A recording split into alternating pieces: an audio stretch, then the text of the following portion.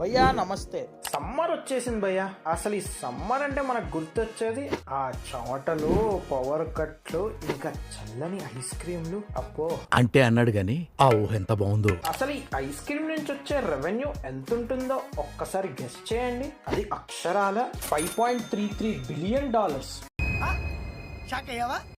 సర్లే, ఇంత revenue generate చేస్తున్న మెజారిటీ ఆఫ్ ఐస్ క్రీమ్స్ లో చీప్ గా వుడెన్ స్టిక్స్ ఎందుకు వాడతారో తెలుసా?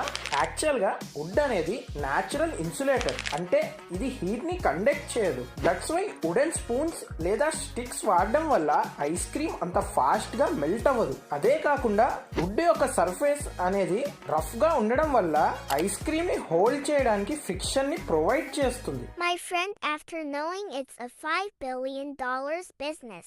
Mango, Raksha, orange, ice. అంటే Yes.